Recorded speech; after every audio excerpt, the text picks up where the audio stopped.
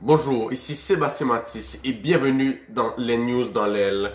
Le seul réseau qui ne vend pas de pistaches, nous vendons seulement des vraies informations très crédibles. La majorité de la population vit dans des quartiers beaux, chics, là où il fait bon vivre. Une minorité de la population vit dans des quartiers dangereux. Plusieurs appellations sont données à ces milieux de vie. Ghetto, rue, hood et différentes autres appellations sont données selon l'endroit où il est situé. Montréal est une des villes qui contient plusieurs organisations criminelles réparties en différents quartiers. On compte plusieurs facteurs qui rendent ces gangs dangereux, la criminalité, les gangs et la violence. Plusieurs actes criminels peuvent se produire dans ces quartiers, comme la vente de stupéfiants, la fraude, les règlements de compte, la traite de personnes, prostitution et vente d'armes à feu. La fraude est l'un des moyens les plus tendances actuellement de faire de l'argent. La fraude, aussi appelée F ou frappe, consiste à aller, comme appelé dans le milieu, péter des guiches.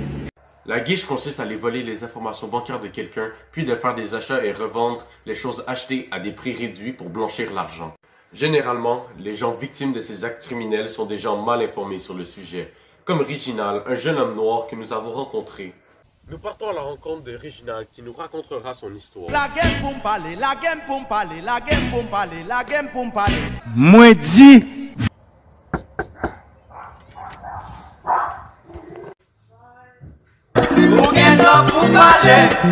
Même j'en me dis, nous pourrons fêter 200 ans Citadelle en 2020. Faut qu'on téléphone.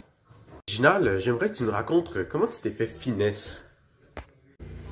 Alors en fait, c'était hier, j'ai pris mon téléphone et là, j'ai reçu un message qui était écrit « Envoyez vos informations personnelles à Netflix, vous devez 50 $. Salut à toi, jeune entrepreneur. Toi aussi, tu vas avoir un beau scooter comme moi, alors viens avec moi et viens péter des guiches.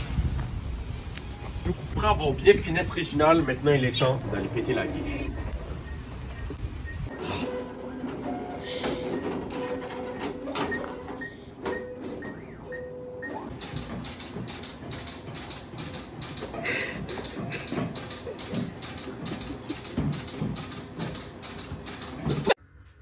Plein d'autres manières de frauder existent. D'autres délits peuvent aussi être commis, comme vendre de la drogue.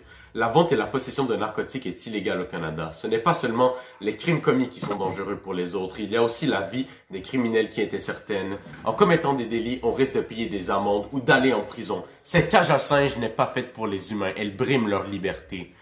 Vous pouvez aussi mourir si vous commettez ces actes criminels. En 2021, 13 des 37 homicides commis à Montréal sont arrivés lors de règlements de compte. Les assassins sont toujours en liberté puisque les témoins et les membres proches de la victime refusent de témoigner. Ce refus ralentit le processus pour le SPVM d'arrêter les meurtres ainsi qu'éviter que d'autres innocents se prennent des balles perdues, comme Myriam Bendawi, une adolescente atteinte par balle lors d'une fusillade à Saint-Léonard.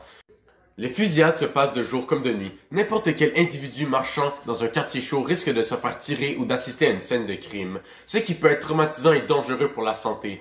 On peut dire qu'à Montréal, ça crépite façon Bagdad. Moi c'est Stan, je vais remplacer Sébastien Matisse pour le dernier segment. Montréal compte deux gangs principaux, les Crips et les Bloods. Divisés en plusieurs sous-groupes, le SPVM a de la difficulté à comprendre les gangs, puisque maintenant, il y a plusieurs alliances entre les motards et la mafia.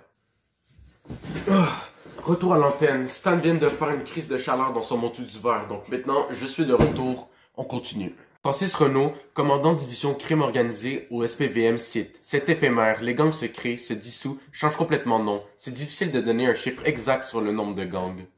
En 2021, le gang des Profit Boys de Rivière-des-Prairies ainsi que les zones 43 de Montréal-Nord se sont mis en guerre. Ils utilisent le gangstara pour se provoquer et s'envoyer des menaces. Les organisations criminelles recrutent des jeunes pour commettre leurs délits, en leur proposant des tâches criminelles et risquées en échange d'argent et de respect des grands du quartier. Ce sont les motivations qui les poussent à commettre ces délits.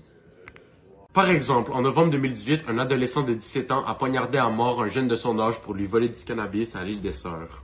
Il écope une peine de mineur même s'il était majeur au moment de plaider coupable. La peine est donc de 3 ans de détention sous garde en centre jeunesse, à laquelle on soustrait 14 mois pour sa détention préventive lors des procédures judiciaires. S'il avait été majeur au moment de l'incident, il risquait la prison à vie. Les gangs de rue sont des organisations dangereuses pour les jeunes adolescents, puisqu'en leur faisant faire le seul boulot, on leur fait risquer un avenir difficile ou même la mort.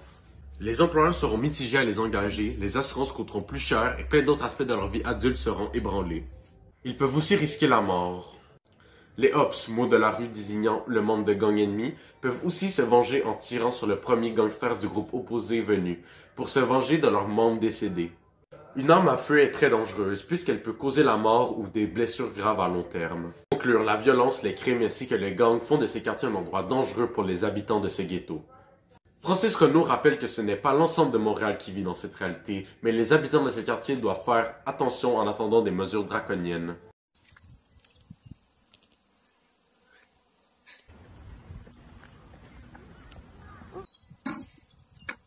Hey, y a un noir!